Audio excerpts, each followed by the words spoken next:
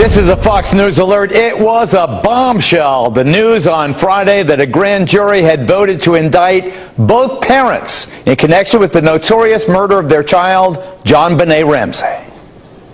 911 emergency. Police. What's going on? 15th Street. What's going on there, ma'am? We have a kidnapping. Hurry, please. The day after Christmas 1996, JonBenet Ramsey, a lovely 6-year-old, already a regular on the beauty pageant circuit, is missing from her upscale home in Boulder, Colorado. Explain to me what's going on, okay? There's a note left and our daughter's gone. A note was left and your daughter is gone? Her frantic mother, Patsy, calls 911. When cops arrive, Mom shows them a bizarre ransom note found in the house. Police search, but initially find no sign of JonBenet. We have not ruled anyone in, nor have we ruled anyone out as a potential suspect. 7 hours later, the father, John Ramsey, apparently discovers his daughter's beaten, strangled body in a little-used basement room. The autopsy shows the child was tortured and sexually assaulted. Police initially believe an intruder is to blame, but because of where and how the child is found, suspicion soon shifts to the Ramsey family itself. The amount of time that the offender spent at this scene is really very, very telling and very unusual and very inconsistent with a stranger. Because it is so unlikely that a stranger would assault and torture a kidnapped child for hours in her own home with her parents and her brother asleep upstairs, suspicion falls heavily on her family, especially Mother Patsy, a former Miss West Virginia. The storyline develops that the mom was obsessively jealous of her beautiful little daughter, already sexualized by her mom's relentless beauty pageant campaigns. I did not kill JonBenet. I did not have anything to do with it. I love that child with my whole of my heart and soul. Father John is also suspected. The CEO of a computer services company, Dad doted on his young child, but some suspect abuse. There have also been innuendos that she has been or was sexually molested. I can tell you those were the most hurtful innuendos to us as a family. They are totally false. 2 years pass. Then in 1999, the world believes, incorrectly it turns out, that a Boulder grand jury has decided there is not enough evidence to indict anyone for JonBenet's murder. The former district attorney then clearly misleads the world with the following remark. The Boulder grand jury has completed its work and will not return. No charges have been filed. True, no charges are filed, but what the DA fails to disclose is that the secret grand jury has indeed voted to indict the parents on charges of accessory and of child abuse leading to murder. In 2006, Patsy dies of ovarian cancer. 2 years later, John Ramsey is officially informed by the new DA that he and his late wife have been exonerated. That announcement comes after improved DNA testing finds traces of a third person on the slain child's long johns. It was gratifying in that it was a step forward. It was a huge step forward. But now, nearly 18 years after that terrible Christmas, the secret grand jury bombshell, the panel felt the parents and a third person committed the haunting crime that captivated a nation. Why weren't they prosecuted? The former DA, Alex Hunter, explaining recently that he did not feel there was enough evidence to convict. He should have let a jury decide. I'm at total peace about the calls that I've made. As I said, he should have let a jury decide. I met our next guest, the former Chief Deputy District Attorney of Denver, Craig Silverman, covering the JonBenet saga. That's one of the good things that happened after that whole tortured process. Craig, welcome to the program. First of all, I want to give a shout out to Charlie Brennan and the team at the Daily Camera, the Boulder local newspaper. They brought the lawsuit. They forced the revelation of this unprosecuted indictment. First of all, have you ever heard of an unprosecuted indictment? Oh, I have. There was the Rocky Plant situation in federal court, but it's rare. That was in Denver, a strange case. Most of the time, prosecutors don't ask a grand jury to deliberate and vote if they're not going to act afterwards. So this was the district attorney, Alex Hunter, kind of putting his own will above that of the grand jury. To me, Craig, that is colossal arrogance at the very least, and I feel that we have been cheated and lied to by Alex Hunter, the district attorney. Yeah, Alex Hunter had so many flaws, and the worst part of the JonBenet investigation is the way he had a dysfunctional relationship with the Boulder Police Department.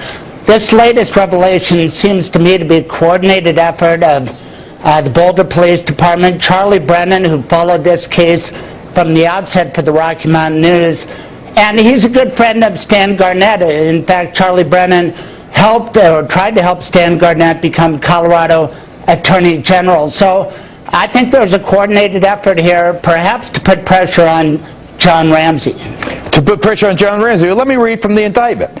There is, according to the grand jury, which means there's probable cause, which means he probably did what I'm about to read. John Bennett Ramsey did unlawfully, knowingly, and feloniously render assistance to a person with intent to hinder, delay, or prevent the discovery, detention, apprehension, prosecution, conviction, and punishment of such person for the commission of the crime of murder in the first degree. That's child abuse. Mm-hmm. And the other one is that, the unreasonably placed the child in a situation where the threat of injury resulted in death, child abuse resulting in death. They're saying that there's probable cause that these things happened. A jury deserved to hear this case, for goodness sake, Craig Silverman. Well, it's a startling accusation by fellow Boulderites that the Ramseys, John and Patsy Ramseys, permitted and rendered assistance to the killer of their child. Now, it's not clear they're referring to a third person. Maybe they're saying, we believe the Ramseys did it, but we can't figure out which one did what, but we know the other is covering. I mean, there's a lot to try to figure out, but the good news now is Stan Garnett is a different and better kind of DA than Alex Hunter or Mary Lacy, and he has a good working relationship with the Boulder Police who have long focused on the Ramseys. All right, Craig Silverman, I think this says that there's a third person involved. The DNA said that there was an adult male who left his blood tracings on the long johns, the sleepwear of that poor child. I think there's something happened with those parents and a third person. I think that's the most logical reading of this indictment that was secret until Friday and would have been secret forever but for this lawsuit. That's certainly a possibility. Some people say the DNA is an anomaly or a contamination, that it's not important, but you may be right. I mean, so many experts looked at this crime scene and said it was staged. Could this have been a staged kidnapping? I don't know, but the Boulder Police, they have so many files on this case, and that grand jury that heard sworn testimony, and without a prosecutor really pushing hard for charges, they said, you know what, John and Patsy, we don't think you were sleeping. We think you permitted and rendered assistance. A hell of an accusation against the parents of this young girl. Craig Silverman, nice to see you again, man. Nice to see you. Two of the highest profile attorneys in the nation, in the world, Ann Coulter and Alan Dershowitz, weigh in on the JonBenet case, also on the Moxley case, and how they chose their cover shots for their new books. We'll ask them that too after this. What a couple. Look at that couple. Do you ever think that the killer of JonBenet is still out there? Oh, I believe he is. He's either alive, dead, or in prison. No one would blame you for being angry and bitter. And I was for a time, but you can't stay there. It's damaging to you as a person. I'm angry and bitter. I think that this is scandalous that the district attorney came out. He said the grand jury has completed its work. No charges would be filed. What he did not say is the grand jury voted to indict these parents, and I chose not to. Well, you have to first ask the question, I don't know the answer to this. Would it be legal under Colorado law for a district attorney to announce that a secret grand jury had secretly indicted with insufficient evidence in his view? I don't know the answer. I don't know the answer to that. Look, in my book, I describe 4 or 5 cases just like this. Cases where they're 10 years old, 15 years old, 20 years old. The grand jury comes back. and they get convictions, but we always win the appeal because there's reasonable doubt. And, you know, even if we think they probably did it, or it's likely that they did it, the idea that you can prove beyond a reasonable doubt with the DNA evidence pointing in a different direction that the person indicted did it. It's not enough to say one of them did it and the other helped.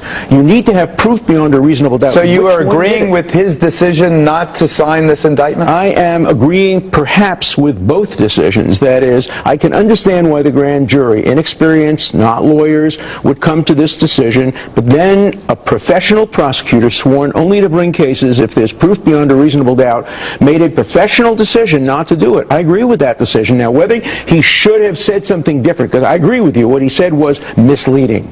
All right. Now, Ann, I cannot believe that you would agree that a public official who's so carefully threading the needle of fact here would be in the right. No, I think he did make the right decision. I mean, you have the DNA evidence. Okay, it's not dispositive. You can say it was... the DNA evidence came years later. Right. It did not exist at the time the grand jury indicted.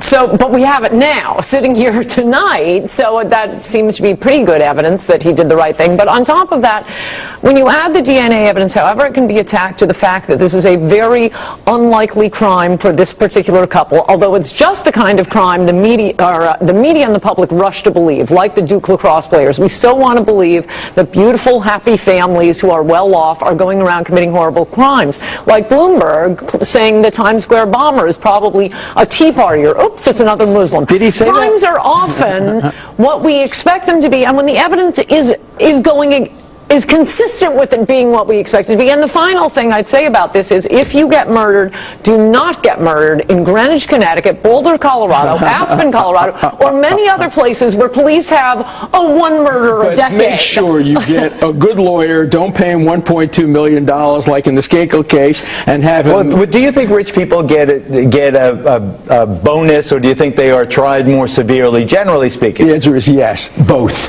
But I'm talking about the cops. They get tried more... The cops are blunderers. Let me give you another... Not if I could just finish that point, sure, so that it's not misunderstood. I'm not blaming the cops, but if they have one murder per decade, I mean, all of these cases, the cops didn't secure the scene. They didn't bring the potential suspects in. You would instantly accuse the parents. Of course you would in a case like this. The closest case I have to this was when Binion from Binion's Casino was... I remember that. The Vegas case, yeah. And of course, he had a young girlfriend, an exotic dancer. She had a boyfriend. Of course they were going to blame him. Then they found the major piece of evidence. They found a mark on his body that was consistent with a button he was wearing on his shirt, proving that he was killed by compression. I get in the case. I look crushed. He was crushed, right? Right, he was crushed. It was called burked to death by Burke and Hare, the two people from the 19th century. I get in the case, I look at the photograph and I say, that may not be a bruise. I give it to the leading dermatologist in the world. He puts it under x-ray examination and he figures it out. It's a malign, benign tumor that he has had for 30 years. And we get the conviction reversed and the woman goes free. That's what happens in real life. This is before CSI. This is before Dexter. Virtually all the cases that I've won and I describe in this book are all science cases where science trumps common sense.